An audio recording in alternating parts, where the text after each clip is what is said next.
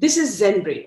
Over the past year, we've been flooded with messages from people who have lost their jobs due to the pandemic and forced into entrepreneurship with an uncertain future. So I thought of having someone who epitomizes professional success, Sanjeev Bikhchandani. He's the founder and executive vice chairman of InfoEdge, one of India's first internet companies.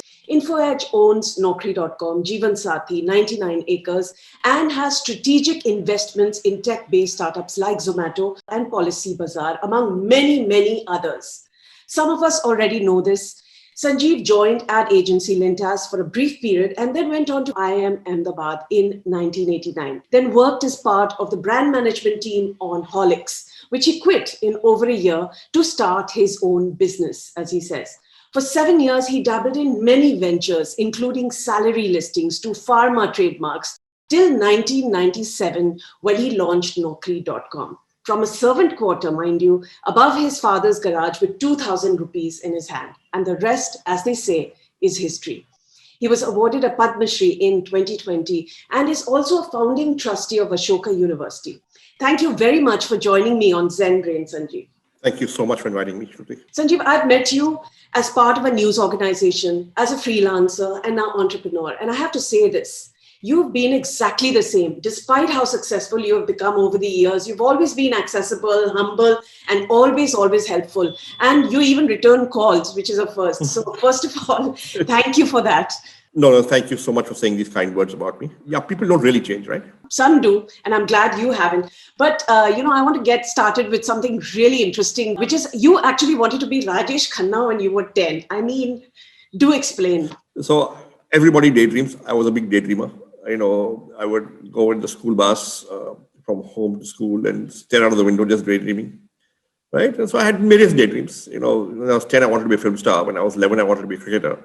And when I was 12, I said maybe an entrepreneur, although I did not know that word then. I said I will one day start my own company, my own business. So dreams keep changing, but this one kept returning to me. And by the time I was in class 11 or 12, I had this fuzzy yet firm goal that one day I'll start my own company. How do you think that came about? Because did you have people who are entrepreneurs in your family? No, my family is a family of doctors and engineers, and all in government service. My brother's an academic. My sister joined the government. I think there are children who will do what the father does or the parents do, and there are children who will never do that. So I kind of figured that, my father was a doctor in the government, so I said I will never be a doctor and I won't join the government. So it started from elimination more than anything else. And I guess I zeroed in on this. I've also been fascinated by how fast you speak, how articulate and sorted your thoughts are. And I have to ask you, where does that come from? My brother and I both speak very fast. He, of course, has become a professor in the US. So while teaching, in order to be understood by his students, he has had to train himself to speak slower. I have not had that experience and benefit. And therefore, I have not learned to speak slowly except when I'm very conscious of it, as I am right now, because you pointed it out. I can see that. Influence from parents? Do you think it was excessive reading? I don't know. So you've always said that you've had self-belief, right? Again, I want to ask you, where does that come from? Parents? Was it school? See, I was not outwardly confident. I could not go and speak in public. I could not persuade people. But you see, self-belief is in your head. Now, you may or may not express it or communicate it or be articulate about it. But as long as it's in your head and you're clear about what goals you have and where you want to go and how you want to do it, you have self-belief. I believe I can do it. I must try. What happens is, you take an action that results in a positive outcome. If a positive outcome happens, then that reinforces your self-belief and self-esteem, and you do more of it. It becomes a virtuous circle. So actually, self-belief comes from doing, according to me, not from thinking. Core of self-belief, there's a foundation of ego. If he can do it, I can do it. But when you try something, take a baby step, and it actually works, it reinforces that self-belief. And I think everybody has self-belief. Do they? I think people struggle with it. No.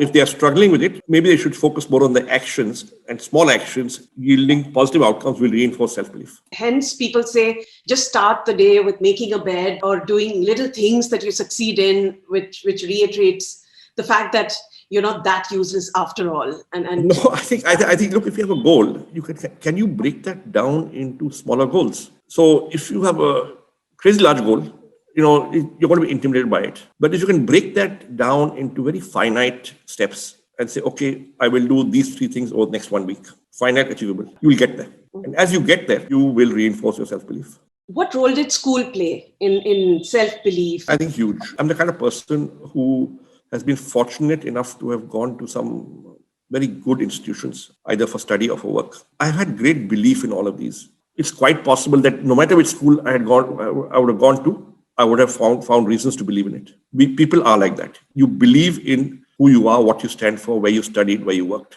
your family. I think self-belief is a natural human trait. In my school, and we were proud that it was academically a very good school. We were proud that so many smart people here who are all achievers are going to be achievers. We were proud of the alumni the school had produced. Now, it's quite likely, like I said, had I gone any other school, I would have felt the same. But what kind of a student were you? Above average, never brilliant. Class of 45, in good years, I would finish between 5 and 10. In really bad years, maybe in the 20s. But compared to your brother, and was there ever a comparison? So look, it's not that I wasn't bright. It's just that I wasn't committed enough to academics. But every time I tried, I would do well. So I knew I could do it. It's just that it didn't matter that much to me. My brother would come first in class always. He was 7 years senior. We went through the same teachers and they would all compare and they would say, your brother was so good.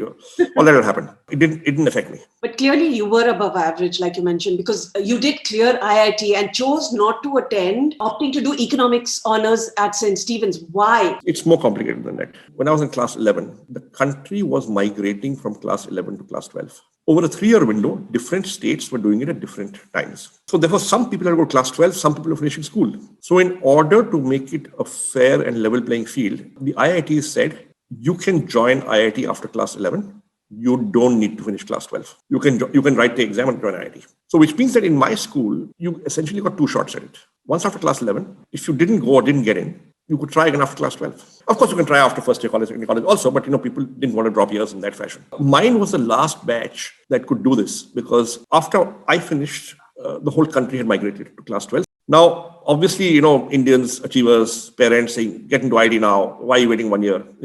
Everybody would try after class 11, even if you had class 12 to do. So like all my friends and classmates, I wrote the exam after class 11. As luck would have it, I qualified. However, when I went for the counseling, there's a medical test. In that medical test, it turned out that I was partially colorblind, which I had not known earlier. The doctor said, son, you can join. It's okay. It'll go down in a permanent medical record and some careers and departments may be closed, but otherwise it's okay. You can join. By and large, you're okay. Now, this by and large, you're okay, I was not comfortable with. And I said to myself, look, if something happens, right? Supposing I have to quit IIT after 1 or 2 years, I won't even be class 12 pass. So I will not be able to go to any other college. And then I said to myself, why don't I continue in class 12? All the good guys in my batch would have already gone to IIT. The junior batch can't write it because they'll have to finish class 12. So there'll be no competition. And from next year, it was becoming a 4-year course. It was a 5-year course prior. So I won't even lose a year. So I said, this is a smart strategy. And I decided to not join IIT and continue in class 12. In that sense, it was a brave decision, but logical decision. See, we were all programmed. IIT or medicine, engineering or medicine. I had not thought beyond IIT. But this incident made me think. And for 1 year, while I was doing class 12, I kept thinking, why do I want to be an engineer? And I came to the conclusion that, I didn't really want to be an engineer. I just wanted to be an IITian. I was chasing a brand. The act of getting to IIT, I had proved to myself that I can do it. So it's harder to get into IIT than it is to pass out of IIT. So that I've got in, I said, look, I'm okay. I did well in class 12 and I wrote the IIT entrance again and I got into IIT second time. But I also got St. Stephen's College Economics. So the truth is I was reasonably clueless about what to study. Many people are, after class 12, it's standard.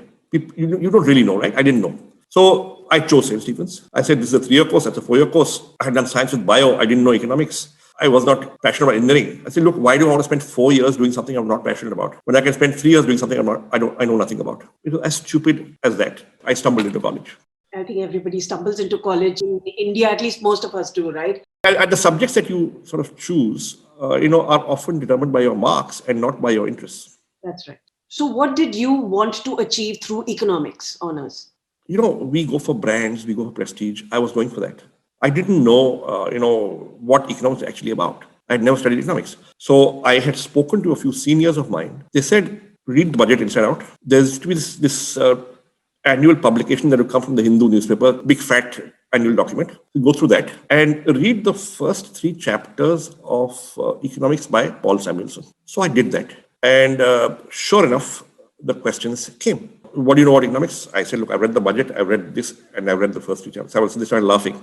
So, Acha, then they asked me questions from there, and I knew the answers. I knew exact numbers from the budget. One guy asked me, okay, science with bio, father a doctor, surely you will write medical exam. You probably wrote it, didn't get it, now you're coming here. You will write it next year and then waste a seat. I said, no, I don't want to be a doctor. I didn't write the exam. And he says, so IIT likha hoga? I said, yes, sir. I have got into IIT twice, and I took out both the admission letters. However, if I get sensitive for economics, I will prefer this. So the IT admission helped me. Why Lintas then? Why advertising? So my brother had gone to IIT Kanpur 7 years before me. Then he went to IIM Ahmedabad. Then after working for 1 year in industry, he quit it and said, I don't want this life. I don't want a corporate career. I want to be in academics. He went to the US, to Stanford, to do his PhD in economics. And there were 3 or 4 of his classmates who did the same thing. There was a lunch at my house when I was just joining college. They had all had the same day for their visa interviews. So they had all come to Delhi. All these 4-5 people who had graduated from IIM Ahmedabad, who had worked for 1 year and had gone to good engineering college before that, and I asked them, look, why are you doing this? Why are you quitting a corporate career and going to PhD? He said, look, we made a mistake. We went to do an MBA straight after college, after IIT, without comprehending what the course was and what working in the corporate sector meant. So he says it's not for nothing that the best business schools in the US demand 2 to 3 years minimum work experience before you can get into an MBA program. For us, IIM was an extension of college. But when we began to work, he said, we don't want this life. So we're going to do something we really want to do. And therefore, I would say, you should do an MBA after working for 2 or 3 years so that you know this is what work life is. And then you do an MBA. A, you will gain more from your MBA because you can relate to what happens at the workplace. And B, you will be very sure that this is the life you want. So you do your MBA and come back into the corporate sector. And that made a lot of sense to me. And that's what you did. From Lintas, you went to IIM. We spoke about Horlicks. You mentioned that while you did what you did at Horlicks, you still had that niggling thought that you wanted to start your own business. What prompted you in that direction? Was it simply because you didn't want to work for someone? You didn't like authority? What was it?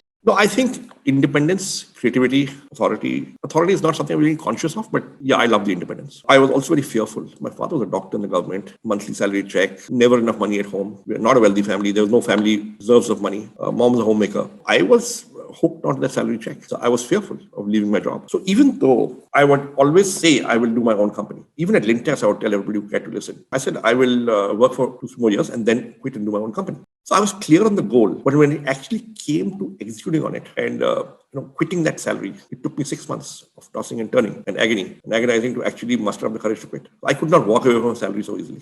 I think that's the dilemma that most people face, but you did it. Doing a startup is now a legit mainstream career aspiration, which a lot of young people are going for, and I think that's healthy. You actually quit to start your own without having something specific in mind, or did you? No. So listen, I had a couple of very tiny ideas and we had actually started acting on 1 or 2 of those. However, there was no big idea and there was very little money. I have been to 3 or 4 existentialist crises in my life. The first one was when I discovered I was colorblind after getting to IIT. And the next 1 year after that, what should I do? Which college should I go to? Why do I want to be an engineer? I think existentialist crises are good because they make you think a lot. Otherwise, they're just following the herd. My second existentialist crisis was I got into IIM after college and I got a job at Lintas. I was in a huge dilemma. Should I go to IIM straight after college or should I work for 2-3 years as I had planned? I got the job as well. I think it was a confidence or ignorance where I said, look, if I can get in once, I can get in again. But the risk was that you won't get in the second time. It's hard to get into IIM. And I said, let me follow the advice of people who've actually been to an IIM and said, it's not so good straight after college. That's the second time I had that crisis. Third was when I had to quit my job. And there I was clear I didn't want a corporate life in a large multinational corporate sector, corporate company. But the actual act of transitioning was the existential crisis. But no, I did not have a big idea. I just said, I don't want this life. The third time, when you were quitting your job, when you talk about this existential crisis, was it because you weren't sure where the salary or the money would come from? I was fearful, but I was clear. When I was working at Horlicks, the company's name was HMM. Now it's called GlaxoSmithKline Consumer Healthcare. I could see my future. If I work hard and perform well, I can be in that cabin in 5 years. In 10 years, I can be in that cabin. In 15 years, I can be head of marketing either here or somewhere else. And that was the limit of my imagination. And then I realized I was 24 when I finished IIM. So at 25, I said, okay, fine. Retirement age is 58. 33 years away. So 33 years later, if I look back on my life and my career, what would I have to show for it? Would I have built something, done something, created an impact, left a legacy, or would I have just been head of marketing? Nothing wrong with head of marketing. Somehow I felt I must do something more meaningful. At the same time, I was afraid of leaving a multinational. And I'm a prisoner of my visiting card. And in those days, there were no car loans or home loans. It was a private banking boom. But nowadays, you're a prisoner of your of your visiting card and your EMIs. You can't leave because you've got fixed outgoes and then you get stuck. That's not really the job you want to do sometimes. I want to talk about the 7 years before Naukri happened. You tried out many things. There must have been periods of inertia, of things not working out, being directionless. Can you describe that period for us? I never lacked for ideas. Because I never lacked for ideas, there was always enough stuff to do. Sure, there were times we didn't make money, I couldn't take a salary. As long as you were frugal and you kept your costs low, the company didn't go under because no matter how much revenue you did, it was above your cost. You just couldn't pay yourself, that's all. So in the first 10 years after quitting my job between 1990 and 2000, there were about 6 years where I could not take a salary. What I had done was I had gone and knocked on the doors of all the business schools were then beginning to boom in India. There was this whole proliferation of management schools. So I began to offer myself as visiting faculty on Saturdays and Sundays, and sometimes on weekdays evenings, to business schools in and around Delhi to get an honorarium that could, in a month, add up to 2,500 rupees, and I could subsist on that. And that worked out well. I want to take you back to 1997. You had many ideas and Naukri was one idea. Tell us how you actually took that idea and you followed it through and you built what you did. In hindsight, today what I believe is, and I did not know it then, I acted on it, but did not follow it as a conscious strategy. Successful businesses are built on deep customer insights. So when I was working in HMM, we were about 7 or 8 executives who'd sit in an open hall. And therefore I could see what they were doing and hear what they were saying on the phone. And I noticed something very strange, that when the office copy of Business India would come in, everybody would read it from the back. Because in those days, there were 35 to 40 pages of appointment ads at the back of Business India. It was the number one appointment ad medium for managers. Now, this is 1989-90. This is pre-liberalization. There were only 2 FMCG MNCs headquartered in Delhi, Nestle and HMM, and they would not hire from each other. So if you wanted FMCG, if you wanted MNC, if you wanted Delhi, if you wanted marketing, not sales, which means head office, you were already in the best place you could be because Nestle would not hire you. या तो दिल्ली छोड़ के जाओ, या marketing छोड़ के जाओ, या MNC छोड़ के जाओ, या FMCG छोड़ के जाओ. But in marketing, these 3 were considered blue chip: FMCG, MNC, marketing. And uske upar, if you want Delhi, then you will not switch. And yet they would all look at the jobs. And I said, this is weird behavior. They're not going to apply for any job. They're earning a good salary. They're handling a decent brand. And people pick up magazines to read articles. Or journalists log itni mehnat karte hain, but people are looking at the ads.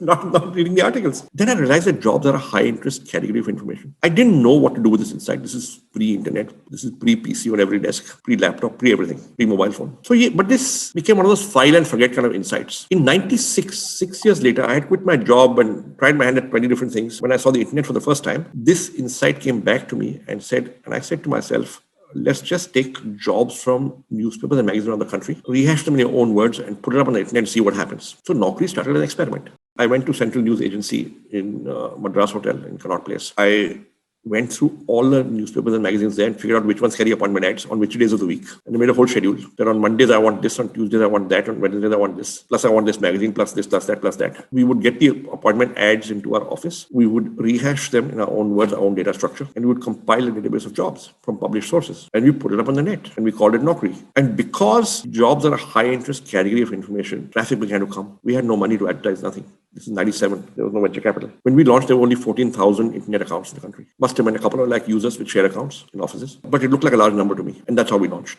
Gradually, people found out about us, the recruiters, and they began to call up. 6 months later, I got a call from a mid-sized auto components company in Pune. I forget the name. And said, listen, I am so-and-so, the CEO of so-and-so company. You have taken my jobs from newspapers in the past. I have got responses, but I've got 6 jobs that I have not advertised. If I send them to you, will you list them? I said, yes, sir, but you will have to pay us for it. How much? Again, split-second decision. मेरे मुंह से निकल गया, sir, 350 rupees a job.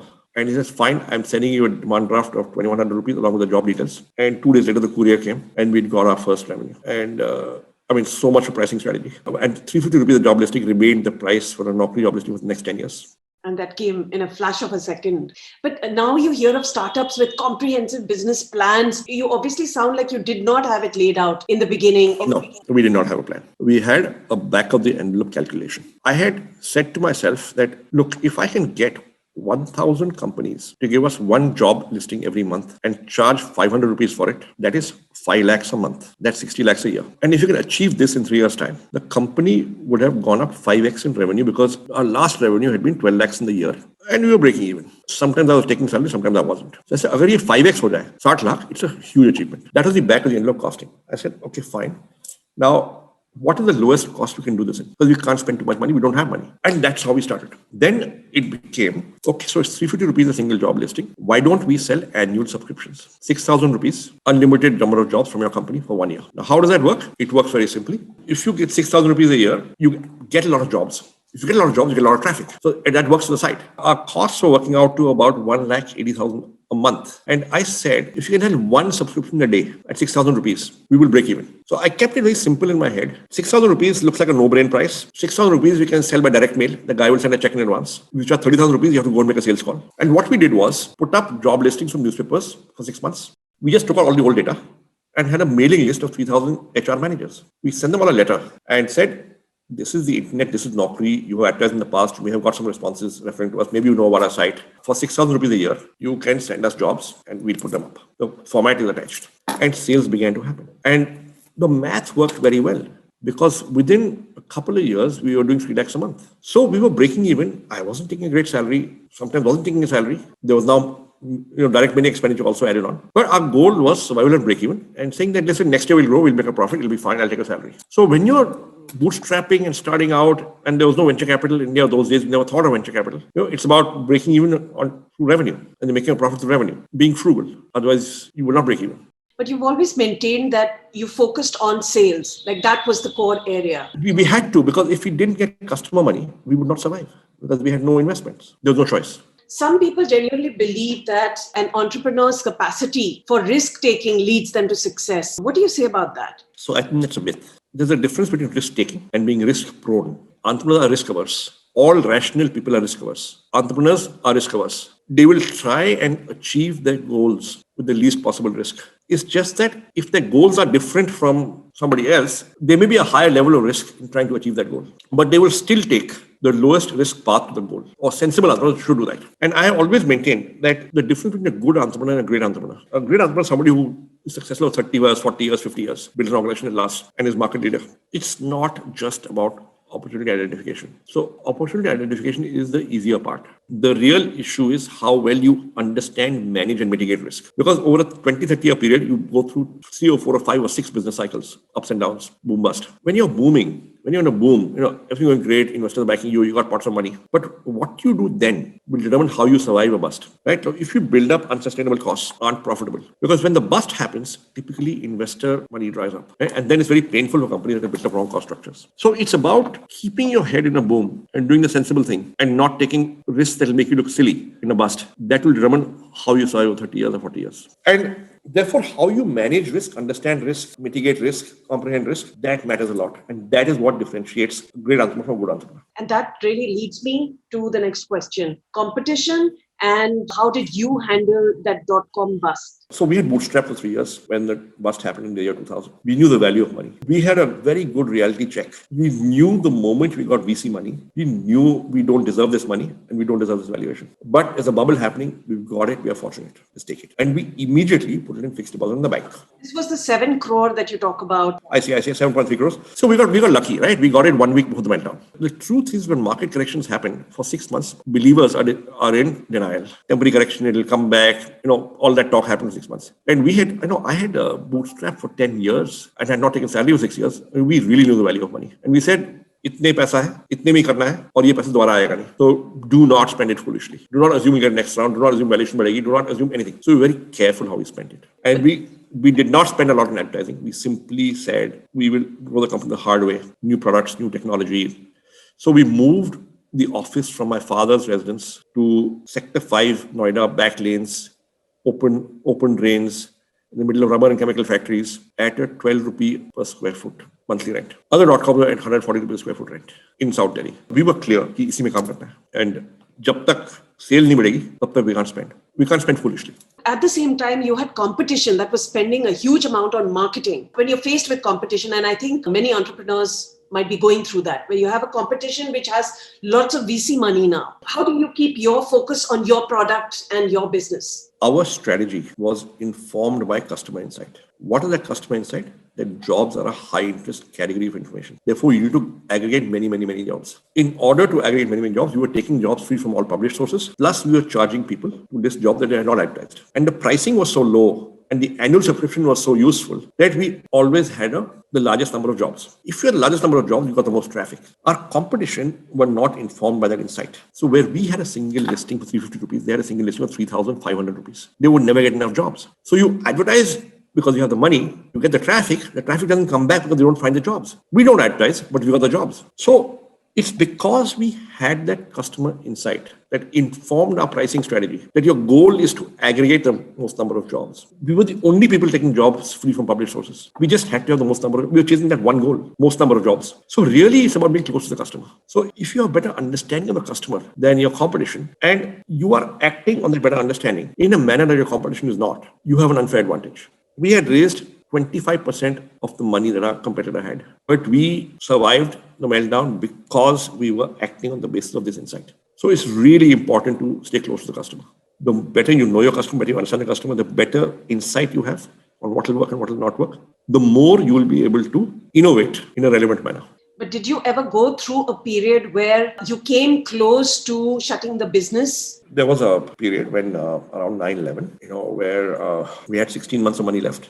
We had no hope of a next round of funding. And our salary bill was 4 times our monthly revenue. All other costs extra. It looked a little tricky then. But, we were able to lift sales. And there again, it was a sort of epiphany. So Hitesh Oberoi, who's my business partner, the current CEO, that time was head of sales and marketing. And we were selling him a direct mail. And he came to me and said, listen, why don't we hire 4 salespeople who'll go out and meet people and let's see what happens. I said, sure thing, let's try it. So he hired 4 salespeople in Delhi. And we discovered in 3 months' time that the average salesperson is selling 50,000 rupees a month, and the total cost of a salesperson, salary, conveyance, mobile phone bill, sales incentive, office rent allocated, worked out to 22,000 rupees. There is no variable cost. You can list an extra job on the side at no extra cost. He or she was already delivering a 28,000 rupee margin per month. The sales numbers headed north. And we said, hey, this is cool. We had found what I call our repeatable, profitable unit. Each salesperson will make a profit on his own total cost. That profit will go towards defraying corporate overheads. So we said, let's just keep adding salespeople around the country on the same approach. And we began to add salespeople and open branches. And that's what took the company to break even. We found our repeatable, profitable unit. I think every startup must seek its repeatable, profitable unit. Repeatable, profitable unit. This is an important lesson to take away. You've spoken about frugality and it's something that you keep stressing on, and your focus is on sales. Now, you have situations like downturns. We face downturns. We've also seen the pandemic, unpredictable but possible scenarios even in future. So what would be the 3 important lessons for entrepreneurs out there, businesses should take away from situations like these? Pandemic has been tough because supply chains were disrupted, business has been shut, customers have gone away, workers have gone away. I'll give you the example of our company. We have come through the pandemic relatively unscathed. We have not let go of a single person. We have not cut anybody's salary. And it's because we had the luxury of Naukri being a 55 to 60% EBITDA margin business that we could do that. So Naukri billings degrew 44% in quarter 1 last year. Like collections degrew. That was a significant pullback, but we were still profitable. And why were we so profitable? Because we had built such a great product that we were able to charge the prices we do and get the number of clients we had that we could make that kind of profit. And how do we build such a great product? Because we had a great team and we were informed by customer insight. So innovation, great people, focus on customer over the last 2 decades, 23 years, had led to a situation when Naukri was in a very strong position. So we could afford to do that. So this was 23 years of effort, the culmination of it paying off with continuous improvement all the time. You've seen a lot of companies go down in the past 2 decades. What are the common mistakes that you are seeing that they are making? So I think if people don't talk to the customer enough, see, a lot of young startups don't have the ability to generate revenue at the top table. You have great product guys, you have great tech guys, but do you have a great sales guy? Right? I think that's important. Because I always tell young companies that the customer's money is more important than the investor's money. And the reason is that if you're getting the customer's money and you're getting it repeatedly from the same customer, and if you're getting it at a price that's higher than your cost, then chances are you have a viable business so long as you can get enough customers. And if you get the customer's money first, the investor's money will almost certainly follow. Because investors love to invest behind companies that are getting customers' money. But if you get the investor's money first, there's no guarantee the customer's money will come. Who knows whether the customer wants to buy what you're selling or what you're making? Because getting the investor's money means getting a great PowerPoint, making a good pitch, and impressing two MBAs across the table. But getting a customer's money is a lot harder. The customer is not your mother or your father, your uncle or your aunt who's going to do you a favor.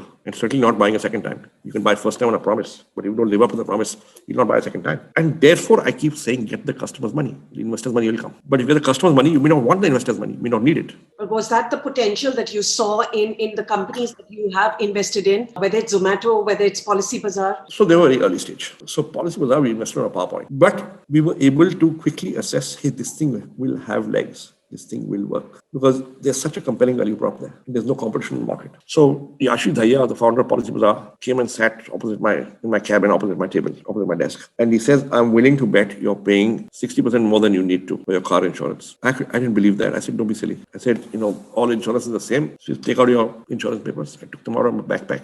Say, car, year, how many kilometers done. We went and checked out the car, driver driven, owner driven, any history of making an insurance claim. It took about 8-10 data points and he produced 10 quotes. And sure enough, I was paying 40% higher. Or rather, the lowest quote was 40% lower than mine. And I was shocked. He says there is huge variation in pricing of insurance for the same policy for the same person across various companies. We don't have a way to compare. So I immediately knew this will sell. And therefore, I said, we'll back you. Zomato had launched and was doing some small revenue, 1 lakh a month. But when I met Deepinder Goyal for the first time, I asked him, "Ye idea kahan se aaya?" And he told me, I was working in Bain Consulting. Bain had maybe 50, 60 employees, mostly young, mostly single, mostly male. Working hours were long. You had to have 2 meals in the office, lunch and dinner. There was a cafeteria in the office that would not serve food, but you could bring your own food and eat it. To make life easy for the employees, the admin team had put a file folder of some 70 or 80 delivery menu cards of restaurants at Bellwood location. But he said, you know what? It just takes a long time to access a file in the cafeteria at 1 o'clock, big line, take half an hour to access a file. You then call up, then the food comes, what time is it? So I came on Saturday and I scanned all the menu cards and put them up on my personal page on the office internet. And all the office traffic began to come to my page. And that's when the penny dropped. And I realized that aggregation of menu cards is what value. Just as I had realized 17 years earlier that jobs are a high interest category of information. If you aggregate all the jobs, you will get traffic. And that's what he did. He went on weekends to get menu cards from restaurants and began to put them up on the net, and he got traffic. And it was, so his strategy was informed by customer insight, just as Naukri's was. And I said, isme kuch hai, and we invested. But the problem I think most entrepreneurs face is scaling up. Do you agree with that? If your idea is informed by customer insight, then you need less money to scale up, because then you'll get traffic anyway, you'll go viral anyway. If you exhibit that, then you'll get the money. The investors will pay you, customers will pay you. Now, scaling up then becomes a situation where you need a great team. So scaling up is about letting go to the right people. If you don't let go, you have a problem. And that's what happened to us. We got in great people and we let go, and it worked. Let's talk about what many companies face today: big, large, small, medium, perception challenges. And that could affect your business adversely. You face such challenge. I can recall too. I remember 99 Acres, where a property broker, I think, had advertised to sell property and specified no Muslims. And that led to the Minorities Commission stepping in. Tell us exactly what happened and how did you deal with that? There was a misguided broker in Bombay, and he advertised an apartment either for rent or sale, I forget. And he had put the words there, no Muslims. Now, whether that meant Muslims need not contact me or whether the society has no Muslims, either way, we felt it was wrong. Now, we don't check every listing before it goes up, just as Facebook doesn't check every post before it goes up. Our obligation is that when it's pointed out, you remove it. It was pointed out. We went to remove it. We discovered that the broker had himself removed it because he'd also seen stuff on social media against it. I think over here, you've got to be sure what you stand for, what your brand means, and what your policies are in terms of what listings are okay and what are not okay. Now, this thing went on national TV. I remember it was the day after Diwali, and I was sitting at home when I saw this going on Facebook that there's this listing. I personally sat that whole Sunday, and everybody who had mentioned it on Facebook, everybody who had commented on it on Facebook, everybody who had done a like on Facebook, I sent individual messages to everyone saying that, listen, this is not our policy. People are free to do what they want. It has been removed. We don't agree with this kind of listing. And I think timely action from senior management, being transparent, being honest, we were sincere, we were honest. And many of those who were unhappy and expressed it on Facebook were Muslims. And I was writing to each of them. We don't believe in this. And yes, after it came on TV, we realized that the Minorities Commission has taken note of it. So we ourselves proactively went to the Minorities Commission and met them and explained what had happened and the action we'd taken. I showed all the Facebook replies that I had given. And we said we're changing our policies. We will inspect every listing before it goes up, which is what we did. And they were satisfied with that. So I think if you're sincere, if you're honest, if you're reasonable, others will be reasonable with you. And then there was this Hari Sadhu ad where you got a legal notice. Sir, report 1. Report 2. But sir... Shut up! Sir, hotel reservation desk on line 2. Yes, I would like to book a table for 2. Sure, sir. Poolside. Your name, sir? Hari Sadhu. What, sir? Hari Sadhu.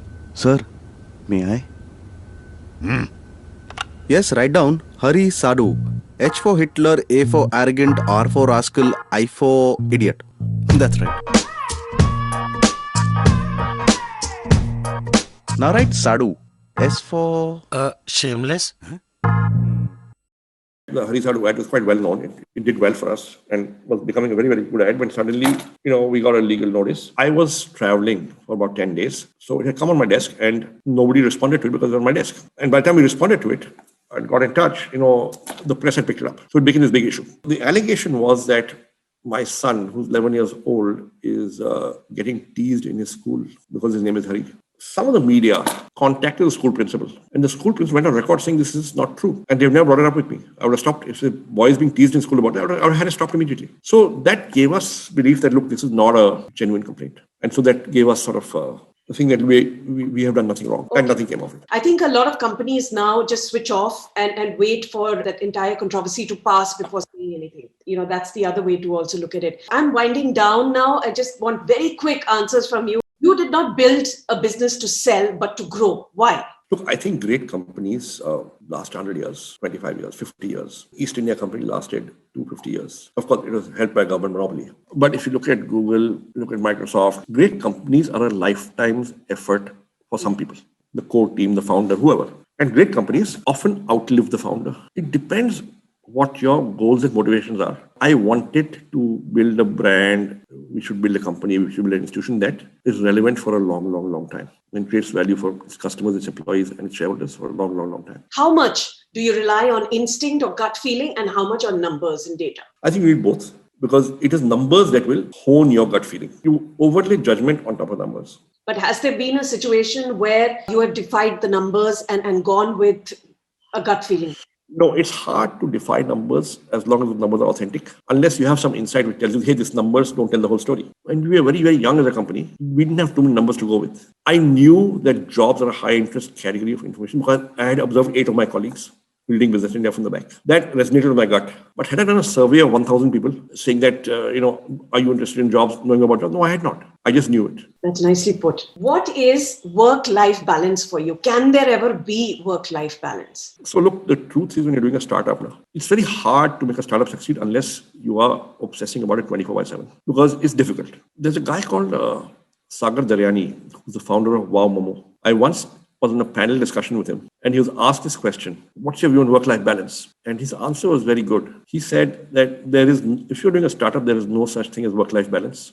There's only work-life integration. And now in this day and age of work from home and Zoom, I think that's come true for everybody and not just for startup founders. Are you a worrier? I am, but less so now. I think the first 10 years of doing a startup, maybe 15 years, you had to worry about every little thing. But gradually, as the company became more stable, grew larger, there were others to share the burden. My tendency to worry has gone down a bit. Do you attribute your success to hard work, luck, or keeping your eye on the ball? I think you need all three. You have to work hard. If you work hard and don't get lucky, you won't make it. But a friend of mine, a classmate of mine from college, put it very, very well. Niren Chaudhary, he used to be the CEO of Yum in India. Now he's in the US. And I had gone to give a talk at his organization in Delhi about 6, 7, 8 years ago. In one of the things, I mentioned that, look, I got lucky also. So he interjected and said, listen, let's discuss luck. And he said something very, very insightful. He said, luck is about being in the right place at the right time. But if you're in enough places, enough times, sooner or later, you will be in the right place at the right time. So keep trying, be persistent, be resilient. So if you're really lucky, you get lucky in 5 years. If you're moderately lucky in 10 years, if you're really unlucky, you get lucky in 15 years. But keep trying. So luck matters. Yes. The important thing is you will get lucky sometime. Life lessons that you have learned along the way that are not taught anywhere. It's pretty commonly said that